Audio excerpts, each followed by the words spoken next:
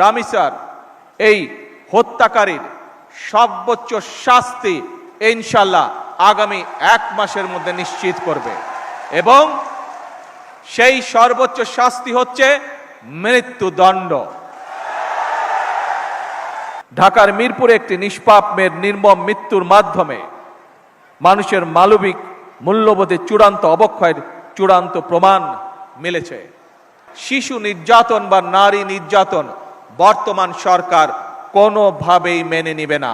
সকল সম্মানিত উপস্থিতিবৃন্দ, দীর্ঘদিনের ফ্যাসিবাদী শাসন শুধুমাত্র দেশের মানুষের অধিকার আর দেশের অর্থ সম্পত্তি লুট করেনি, বিচার বিভাগ সহ দেশের সমস্ত প্রতিষ্ঠানগুলোকে ধ্বংস করে দিয়েছে। সবচেয়ে যেটি বড় ক্ষতি হয়েছে, বিশেষ করে বিতাড়িত ফ্যাসিবাদের সময় মানবতা, মানবিকতা এবং দেশের আবহমানকালের ধর্মীয় সামাজিক মূল্যবোধগুলোকে একেবারেই বিনষ্ট করে দেওয়া হয়েছে।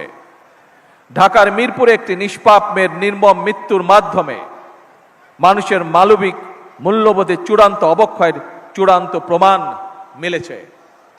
প্রিয় উপস্থিতিবৃন্দ, প্রিয় ভাই বোনেরা, এ বিষয়ে একটি কথা আজকের এই অনুষ্ঠানে আমি পরিষ্কারভাবে আপনাদের সামনে তুলে ধরতে চাই।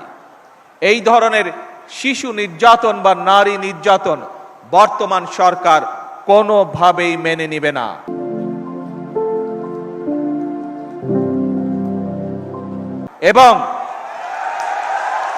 এবং বর্তমান সরকার রামিসার এই হত্যাকারীর সর্বোচ্চ শাস্তি ইনশাআল্লাহ আগামী 1 মাসের মধ্যে নিশ্চিত করবে এবং সেই সর্বোচ্চ শাস্তি হচ্ছে মৃত্যুদণ্ড, যাতে করে ভবিষ্যতে আর কোনো ব্যক্তি মানুষ এইভাবে শিশু বা নারী নির্যাতন করার সাহস না পায়।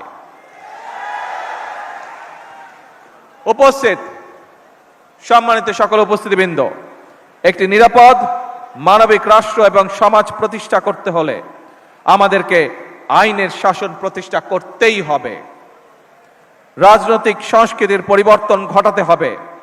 একই সঙ্গে আমাদের জাতীয় জীবনে পুনরায় বাংলাদেশের আবহমানকালের ধর্মীয়, সামাজিক, সাংস্কৃতিক মূল্যবোধের পুনর্জীবন ঘটাতে হবে। এক্ষেত্রেও কবি কাজী নজরুল ইসলামের জীবন এবং কর্ম আমাদের জন্য প্রাসঙ্গিক। সম্মানিত সুধীবৃন্দ, কবি নজরুলের জীবন এবং কর্ম বিশ্ব সাহিত্য দরবারে আরো বেশি ছড়িয়ে দেওয়া প্রয়োজন। তার জীবনবোধ, তার জীবন দর্শন প্রজন্মের পর প্রজন্ম পৌঁছে দিতে হবে। এরই অংশ হিসাবে আমাদের জাতীয় কবির স্মৃতি বিজড়িত ত্রিশালকে নজরুল স্মৃতি হিসাবে ঘোষণা করা যায় কিনা এর ব্যাপারে সম্ভাব্যতা